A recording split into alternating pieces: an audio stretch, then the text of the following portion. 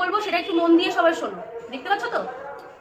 এবার যেটা বলবো সেটা মন দিয়ে শোনো। অনেকের এখন ব্রেন স্ট্রোক হচ্ছে, তো ব্রেন স্ট্রোক হলে যদি কারোর ব্রেন স্ট্রোক হয় সে কি করবে? ধরো একজনের ব্রেন স্ট্রোক হয়েছে, আমি তার সামনে রয়েছি, তো আমি তখন কি করবো, কি করণীয়, এটা প্রত্যেকে শিখে রাখা উচিত। কারণ কি, অনেকেরই ব্রেন স্ট্রোক হয়, এবার তোমরা বুঝতে পারো না কি করবে।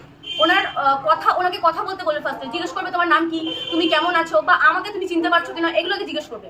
জিভটাকে বের করতে বলবে। অনেক সময় দেখবে জিভটাকে মানে কম্পন হবে জিভটা। অনেক সময় কি হয়, ব্রেন স্ট্রোক হলে এক সাইড পড়ে যায়, তাই তো?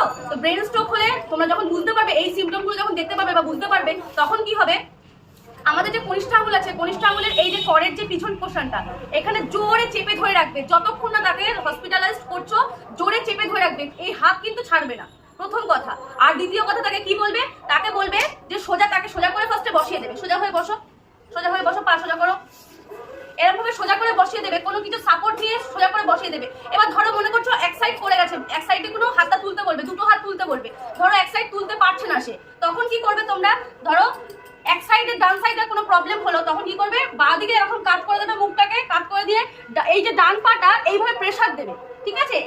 এদিকে কাট করে এরকম ভাবে প্রেসার দেবে। প্রেসার দিলে পুরো এই পোর্শনটা টান পড়ছে, ঠিক আছে? এই পোর্শন টান করবে আর বিপরীত দিকে মুখটাকে ঘুরিয়ে দেবে। আর কি করবে, হাতের যে এই যে ফিঙ্গারটা আছে, এই কনিষ্ঠ আঙুলকে জোরে চেপে রাখবে। যতক্ষণ না তোমরা হসপিটালে নিয়ে যাচ্ছ ততক্ষণ তোমরা এরকম চেপে রাখবে। আর একটা কি করবে, কিছুটা আদার টুকরো গালে দেবে, মুখে দিয়ে রেখে দেবে। তাকে বলবে চেবাতে, সে পারবে না চেবাতে জানি, তবুও তাকে বলবে চেবাতে, চেষ্টা করো তুমি চেবাতে। এটা যদি করো তোমরা, তাহলে কি হবে, এক সাইড অন্তত যাদের পড়ে যাওয়ার সম্ভাবনা থাকবে তাদের কিন্তু এক সাইড পড়বে না, ইভেন তারা অনেকটা ডেভেলপ করবে। হসপিটালে যাওয়ার আগে অবধি এইটুকু করবে তোমরা প্রত্যেকে, ঠিক আছে?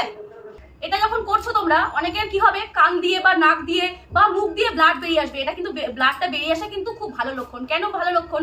যখন ব্রেন স্ট্রোক হয় তখন ব্রেনে গিয়ে ব্লাডটা জমাট বাঁধে, তো ব্রেনে গিয়ে জমাট বাঁধতে দেয় না, সেই কারণে নাক দিয়ে মুখ দিয়ে ব্লাডটা বেরিয়ে আসে। এই প্রবলেমগুলো যখন তোমরা দেখতে পাচ্ছ হচ্ছে, তখনই কিন্তু এটা করবে তোমরা। সেই ব্যক্তি মৃত্যুর হাত থেকে বেঁচে যাবে, এমনকি তার এক সাইড যদি প্যারালাইসিস হয়ে যায়, সে কিন্তু প্যারালাইসিসের হাত থেকেও বেঁচে যাবে।